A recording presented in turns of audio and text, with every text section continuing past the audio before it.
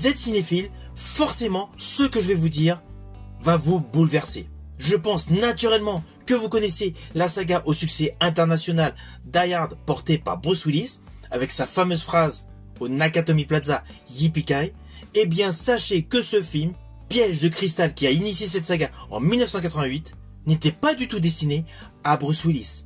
En fait, en 1979, à la sortie du roman Nothing Lasts Forever, qui raconte justement l'histoire de Piège de cristal, le scénario a été proposé à Frank Sinatra. Oui, vous avez bien entendu, Frank Sinatra, qui sur le papier modifie quelque peu le personnage pour que cela soit une suite au film Détective sorti en 66. Vous vous doutez, projet de 1979 pour faire suite à un film de 66, problème d'âge pour l'acteur Frank Sinatra. Naturellement, celui-ci déclina l'offre. S'ensuit une proposition de ce script à l'acteur Arnold Schwarzenegger, avec des modifications pour que le roman Nothing Lasts Forever colle à être une suite probable du film Commando, mais le scénario, Arnold Schwarzenegger n'y croyait pas.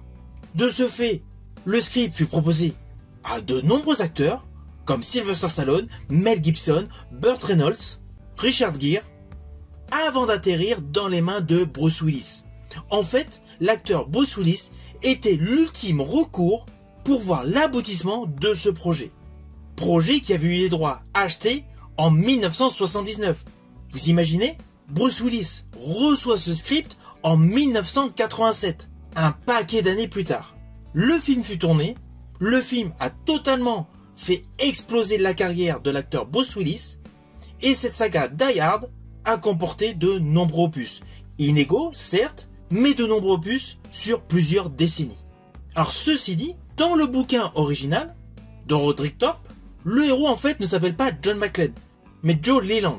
Et en fait, ce n'est pas sa femme qui travaille au Nakatomi Plaza, c'est sa fille. Dans les faits, le film aurait dû être beaucoup plus sombre, car l'ouvrage est beaucoup plus sombre. La fille du héros meurt. Le côté humoristique porté par Bruce Willis n'existe absolument pas, et il tue de manière assez glauque, assez gore, le méchant principal. De ce fait, ce film Die Hard a eu de nombreux bouleversements, mais in fine pour donner un film de qualité réalisé par John McTiernan. Je vous dis à bientôt pour une prochaine vidéo.